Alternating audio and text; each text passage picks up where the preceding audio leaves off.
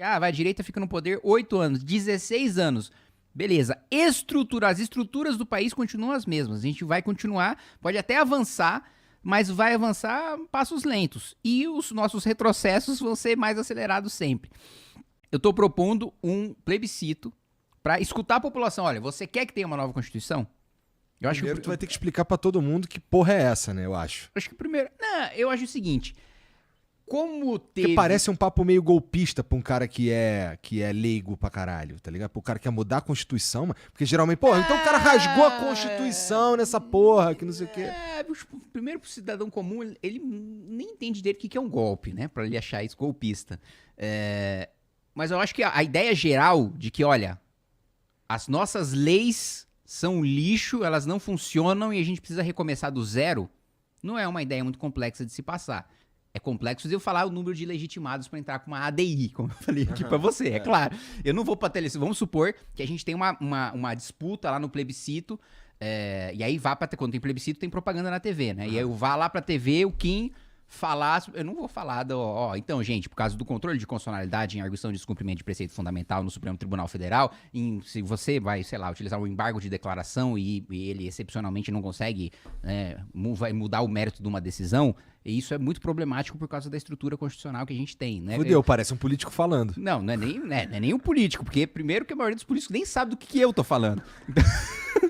Não já começa. Que coisa. Entendi, mas então, tá bom, um plebiscito. Mas tá bom, vai lá, plebiscito.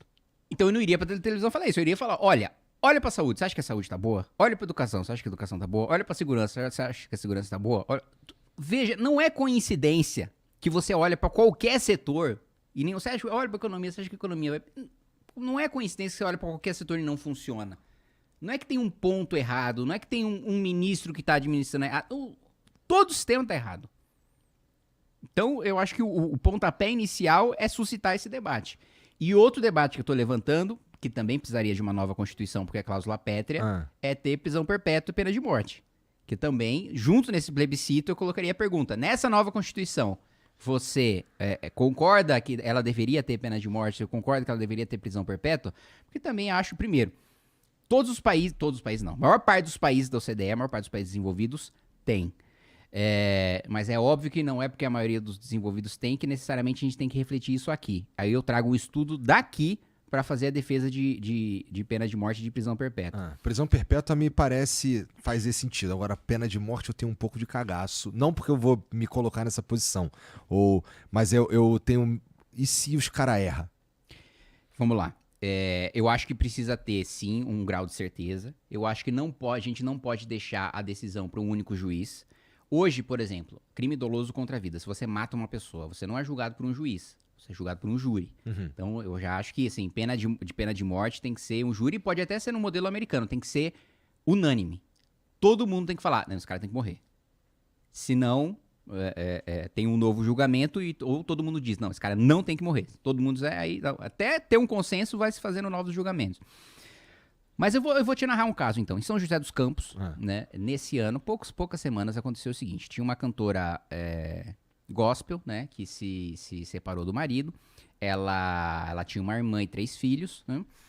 E aí, o ex-marido, né, bravo ali com a separação, ele basicamente estuprou ela, né, na frente da irmã e dos 3 filhos. Matou ela, depois matou 2 filhos, tentou matar o terceiro, não conseguiu matar o terceiro, e disse que ia deixar a irmã viva, né, como testemunha de ter visto tudo aquilo, e que ele sabia que ia ser preso, mas que ele ia ser solto e ia voltar pra terminar o serviço. Pra mim, esse cara tem que morrer. Não tem nem prisão perpétua pra esse cara. Assim, um sujeito que estupra uma mãe na frente dos filhos, depois mata a mãe, depois mata os filhos na frente da irmã, ainda diz pra irmã que vai voltar, vai sair da cadeia pra terminar o serviço, me perdoe, mas esse cara não tem recuperação, não tem ressocialização, não tem tratamento, esse cara tem que morrer. Com certeza, um cara só chega a esse ponto aí por causa da certeza de alguma impunidade. Não é de alguma. No Brasil é de total impunidade, né? O estudo que eu ia te falar, que foi feito há 2 anos, né? Um sujeito chamado Peri Shikkida, que é especialista em economia do crime, né? Inclusive tem um sujeito que ganhou um prêmio Nobel, né? Que é a teoria que o Peri Shikkida utilizou como base, que é o Gary Becker. E ele fez uma pesquisa aqui no estado de São Paulo, né? E ele faz pesquisas periódicas, né? Do mesmo gênero. E ele entrevistou 400, né, presos por crimes contra o patrimônio aqui no estado de São Paulo, né? 80% dos presos, eles próprios, não é um especialista em segurança pública, não é um policial, não é um promotor, não é um juiz, não é um secretário de segurança, não é o ministro da Justiça, são os próprios presos. 80% dos presos disseram que se tivesse pena de morte, prisão perpétua, eles nunca teriam cometido um crime. Esse é o primeiro ponto. Imagina a gente ter 80% de crimes a menos. 2. A principal razão pela qual eles admitem que cometeram crimes é por dinheiro fácil. Não é porque estava passando fome, não é porque é pobre, não é porque estava passando necessidade, não é porque se sentia injustiçado pelo capitalismo, porque via o Playboy andando de Nike e ele fudido. Não, é porque dinheiro fácil. Interessante isso daí. Isso daí é uma informação que eu não tinha mesmo. Hoje mesmo eu tava conversando com um cara e eu tava argumentando de uma outra forma, porque eu não tinha essa informação aí. E dentre as 5 maiores razões pelo cara cometer um crime, sabe uma delas qual que era? Viver uma aventura. Então, assim, o cara acha legal. Assim, ele tá num nível de não ter referência moral, né? De olhar pra alguém, ter como. Esse cara é um símbolo. Bom, no meu caso, é o meu pai, né? Pô, esse cara é um símbolo de honestidade, de trabalho duro. Pô, é ele que eu aspiro ser um dia. Esse cara não tem uma referência moral, não tem nenhuma referência moral a ponto de cometer um crime pra viver uma aventura. Outra coisa, renda média do bandido no estado de São Paulo. R$40 mil por mês. R$40 mil por mês. O cara ganha mais que tu. Isso limpo. Pois é, porque o dele é limpo ainda. Não paga imposto nenhum, não paga previdência, não paga imposto de renda. Mas também não tem molezinha de terno, nem de...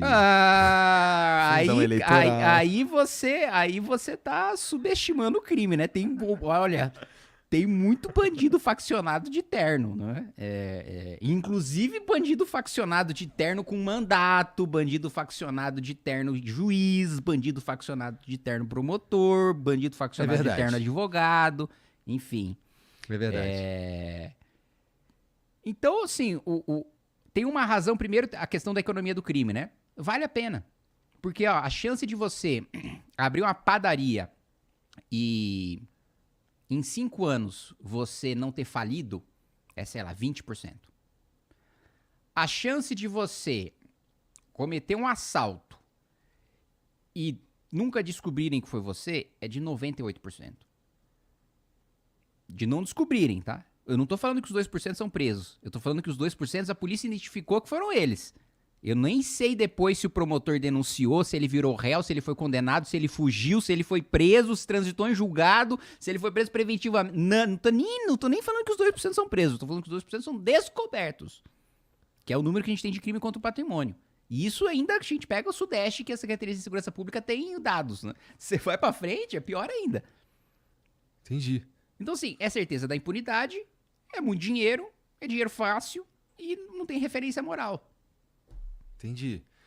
Porra, tem um monte de mensagem pra gente aqui, só que tem um monte que não tem nada a ver com o que a gente tá falando aqui, cara. Então eu vou dar play nessas aqui já, tá bom, família? Porque tem uma porrada de coisa pra gente falar também. Aqui Enquanto tem isso, você podia chamar a chefia, ou meu general, ou meu consagrado, fazer um refil aqui pra nós. Ah, boa. Aí... Bom, e aí, cara, a gente tava falando aí de uma nova Constituição. Eu só não entendi direito, me ajuda aí. Precisa fazer o plebiscito. Assim, não existe. Isso é uma coisa que o Marcos Lisboa, que é foi o presidente do INSPER, um economista, ele diz o seguinte: olha, a nossa Constituição, ela não prevê o próprio fim. Então, assim, não tem um procedimento pelo qual a gente chama uma nova Constituinte. Plebiscito, na minha avaliação, é uma coisa que legitima, né? Olha, eu estou consultando a população. 80% da população diz que é a favor. Bom, vamos encontrar uma maneira de convocar uma Assembleia Nacional Constituinte. Como isso vai se dar, não tem um procedimento correto. Entendi. Então isso daí vai ter que ser a missão da tua vida, né? Com certeza. Tu tá nessa. Mas aí dá pra fazer isso sendo deputado? Tem que ter em outro cargo? O que? Na verdade, assim, quando se convoca uma Assembleia Nacional Constituinte, você chama uma eleição para deputado constituinte, né? O deputado que é eleito para fazer a Constituição. Eu, inclusive, defendo que, para que não ocorra como na Constituição de 88 e venha um monte de lobby encaixar o seu interesse corporativista na Constituição, que o deputado constituinte ele fique inelegível por 8 anos. Porque assim, ele não pode escrever a Constituição pensando na próxima eleição que ele vai disputar. Ele tem que fazer a Constituição falando, olha, eu vou ficar 8 anos, ninguém nem vai ver meu nome. Pra ele fazer a Constituição falando, não, eu tô pensando mais no legado que eu vou deixar do que no discurso que eu vou ter na próxima eleição. Aham. Tu entraria numa dessa? Com certeza, de olho fechado. Porra, minha preocupação é muito maior. Quer dizer, a minha única preocupação é o legado que eu vou deixar. Entendi.